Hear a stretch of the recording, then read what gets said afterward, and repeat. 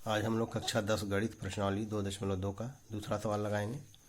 इसका एक खंड बताया गया था, पहला खंड 1/4 और ऋण 1, जिसमें दिया है करा सवाल में कि एक द्विघात बहुपद ज्ञात कीजिए जिसके शून्यकों का योग तथा गुणनफल क्रमशः दी गई संख्याएं हैं। इस करणी में 2 और 1/3 दो संख्याएं हमारे पास है। करणी में 2 और 1/3 हमको बनाना है द्विघात बहुपद।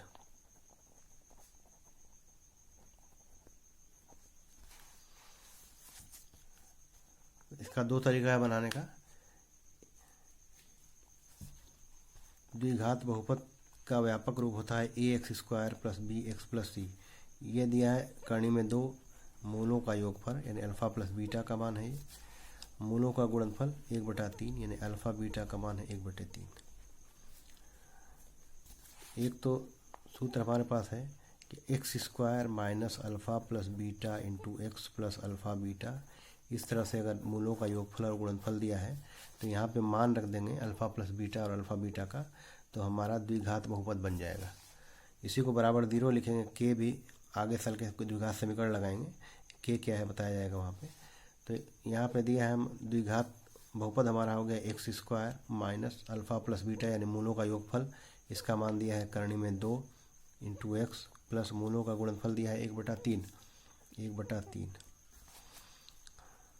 3 से पूरे समीकरण में गुणा कर देंगे, क्योंकि अब बटा नहीं लिखना हमको, इसी तरह से लिखना है ax² + bx + c की तरह से। तो इसको 3 से गुणा कर देंगे तो ये हो जाएगा 3x² ऋण 3 करणी में 2x + 1।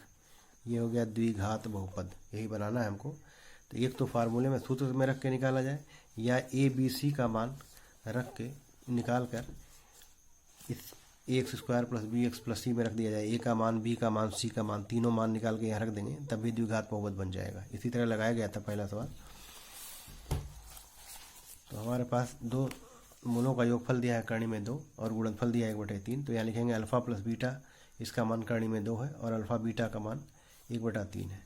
तो अल्फा प्लस बीटा हमको मालूम है होता है -b/a।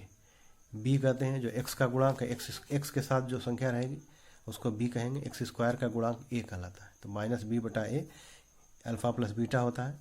इसका मान दिया है करणी में 2, तो यहाँ लिखेंगे -b/a, माइनस b के यहाँ पे ऋण करणी में 2 लिखा जाएगा, तब ये ऋण का गुणा होगा, धन हो जाएगा यहाँ पे। तो अल्फा प्लस बीटा बराबर होता है ऋण करणी में 2/1 और अल्फा बीटा का मान है c/a यानी 1/3 ये मान दिया है। यहाँ पे a की सबसे पहले a के मानों की तुलना करेंगे। a का मान दोनों में बराबर है कि नहीं है। यहाँ a का मान यहाँ पे 1 है, यहाँ पे a का मान 3 है। तो सबसे पहले इसके a के मान को बराबर करेंगे। तो यहाँ पे 3 बनाने के लिए 3 से ऊपर नीचे गुणा करेंगे। तो यहाँ पे दिया है ऋण करणी में 2, यहाँ पे -b/a था 2। जब b का मान निकालेंगे तो ऋण इधर से इधर चला जाएगा। तो ऋण करणी में 2 था, a यहाँ पे 1 है, तो 3 से ऊपर नीचे गुणा कर दिया गया। तो ये हो गया ऋण 3 करणी में 2/3। अब यहाँ दोनों a का मान बराबर हो गया, तो यहाँ लिखेंगे a बराबर 3। अब b का मान ऋण 3 करणी में 2 हो गया। c का मान, यहाँ पे c का मान 1 है, तो a, b और c तीनों का मान हमको मालूम हो गया। तो a, b और c का मान जब द्विघात बहुपद में रखेंगे तो हमारा समीकरण बन जाएगा। a, b, c का मान दिया है 3x², a का मान 3 है तो 3x² - b का मान 3 करणी में 2 इंटू x प्लस c का मान 1। तो ये हो गया द्विघात बहुपद। तो फार्मूले से जो निकाला गया था ये भी आ गया था 3x² ऋण 3 करणी में 2x + 1। तो या तो इस तरह से लगाया जाए, अल्फा प्लस बीटा का मान सीधे रख के 2 लाइन में सवाल लग जाएगा, या फिर इस तरह से तुलना करने के पर ABC का मान निकाला जाए। इसी तरह से पहले लगाया जाए, क्योंकि आगे जाके द्विघात समीकरण जब पढ़ेंगे तो उसमें फिर फार्मूले से लगाया जाएगा सवाल। जैसे अगला सवाल है, इसमें दिया है तीसरा खंड 0.5। ये मूलों का योगफल दिया है 0, अल्फा प्लस बीटा का मान 0 और अल्फा बीटा का मान दिया है करणी में 5। अल्फा प्लस बीटा बराबर होता है -b/a, ये 0 के बराबर है, या 0/1 भी लिख सकते हैं इसको। अल्फा बीटा का मान दिया है c/a यानी करणी में 5/1। तो यहाँ पे a का मान दोनों में बराबर है, इसलिए अब इसमें किसी संख्या से गुणा नहीं करेंगे ऊपर नीचे। a का मान रख देंगे, b का मान रख देंगे, c का मान रख देंगे। a बराबर हो गया 1, b बराबर 0, c बराबर करणी में 5। a, b, c का मान ये बहुपद में रखा जाएगा ax² + bx + c में। जहाँ पे a है वहाँ पे 1 है, तो 1x² या x² प्लस b का मान 0 प्लस सी का मान कर्ण में 5। तो ये हमारा द्विघात बहुपद हो गया एक्स स्क्वायर प्लस कर्ण में 5। अगर इसको सूत्र में लग के लगाते हैं, अल्फ़ा प्लस बीटा का मान दिया है 0, अल्फ़ा बीटा का मान दिया है 5। हमारे पास फार्मूला है x square minus alpha plus beta into x plus alpha beta. ये द्विघात बहुपद का सूत्र है। बराबर 0 कर देंगे तो द्विघात समीकरण बन जाएगा। ये आगे अभ्यास में पढ़ा जाएगा। तो ये x square minus alpha plus beta का मान 0 है, तो 0 into x plus alpha beta का मान दिया था कर्ण में 5। ये कर्ण में 5 मान है इसका, यहाँ पर रख देंगे प्लस कर्ण में 5। तो शून्य का किसी भी संख्या में गुणा करते हैं शून्य हो जाता है। तो यह समीकरण बन गया एक्स स्क्वायर प्लस कर्ण में 5। ये हो गया द्विघात बहुपद। तो सूत्र में रखेंगे तब ऐसे लगेगा, पहला नियम। दूसरा ये है एक्स स्क्वायर धन कर्ण में 5। तीसरा सवाल दिया है, इसे मूलों का योगफल और गुणनफल दोनों दिया है 1 1। ये तीसरा खंड है, 1 और 1 दोनों में है। तो इसको अगर सूत्र में रखेंगे तो x square minus x plus 1 alpha beta. तो अल्फ़ा प्लस बीटा का मान 1, अल्फ़ा बीटा का मान 1। तो अल्फ़ा प्लस बीटा वाला था माइनस बी बटे ए का मान 1 हो गया। इसलिए जब बी बटा बी का मान निकालना है तो इसको ऋण को धन करना पड़ेगा। तो ऋण को इधर से इधर ले जाएंगे तो बी बटे ए बराबर हो जाएगा माइनस 1/1 या माइनस 1। अल्फ़ा बीटा सी बटे 1 या 1/1। अब दोनों में ए का मान बराबर है, इसलिए अब दोनों समीकरण की तुलना करेंगे 1 और 2 की। ए बराबर हो गया 1, बी बराबर हो गया -1 और सी बराबर हो गया 1।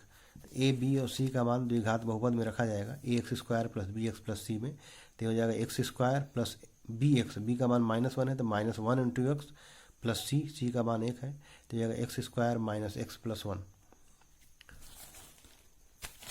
इसको अगर समीकरण में रखते हैं, 1 1 दिया है मान यहाँ पे, तो x square minus alpha plus beta into x plus alpha beta. ये मूलों का योगफल है, ये गुणनफल है। तो ये लिखेंगे x square minus 1 into x plus 1 या x square minus x plus 1। यह आसान तरीका है, x square minus x plus 1।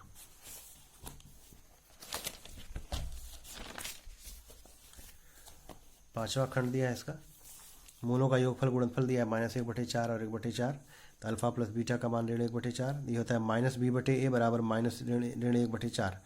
तो ऋण ऋण दोनों तरफ कट जाएगा तो बी बटे ए बराबर हो जाएगा 1/4, सी बटे ए बराबर 1/4। तो यहाँ पे दोनों में गुणनफल और योगफल दोनों में ए का मान बराबर है, इसलिए यहीं से तुलना कर देंगे समीकरण 1 और 2 की। ए बराबर हो गया 4, बी बराबर हो गया, ये बी के साथ जो मान है बी बराबर हो गया 1 और सी बराबर हो गया 1। समीकरण में रख देंगे A X square plus B X plus C. तो ए का मान 4 है, 4x square plus X plus C. ये समीकरण हो गया, बहुपद हो गया, द्विघात बहुपद। इसका छठवां खंड दिया है लास्ट वाला, 4 1। 4 1 अगर दिया है, मूलों का योगफल माइनस बी बटे ए बराबर लिखेंगे 4/1। ए का मान कुछ नहीं है तो ए का मान बटा ए 1 लिख देंगे। माइनस बी बटे ए बराबर 4 दिया है यहाँ पे, तो माइनस बी बटे ए बराबर 4। तो बी बटे ए निकालेंगे तो ऋण 4/1। सी बटे ए का मान 1/1। यहाँ भी दोनों का ए का मान बराबर है, इसलिए दोनों के सीधे सीधे तुलना कर दिया जाएगा। तो ए बराबर हो गया 1, बी बराबर -4 यहाँ पे दिया है और सी बराबर 1। ए बी सी का मान रख देंगे द्विघात बहुपद में A X square plus B X plus C में।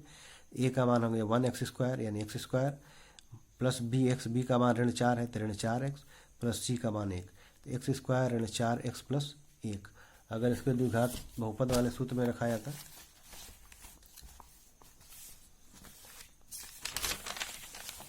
हमारे पास मूलों का योगफल दिया है अल्फ़ा प्लस बीटा का मान 4 और अल्फ़ा बीटा का मान दिया है 1। द्विघात बहुपद बनाना है तो इसको लिखेंगे x square minus alpha plus beta into x plus alpha beta बराबर एक्स स्क्वायर ऋण अल्फ़ा प्लस बीटा के यहाँ पे 4 रख देंगे, 4x प्लस अल्फ़ा बीटा के यहाँ पे 1, x square minus 4x plus 1। वही मान जो यहाँ आया था x square minus 4x plus 1।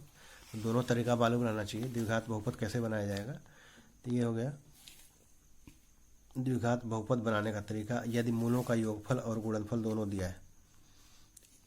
या तो ए बी सी का मान निकाल के यहाँ रख दिया जाए, या फिर x square minus alpha plus beta into x plus alpha beta यहाँ पे योगफल और गुणनफल रख दिया जाएगा तो द्विघात बहुपद बन जाएगा।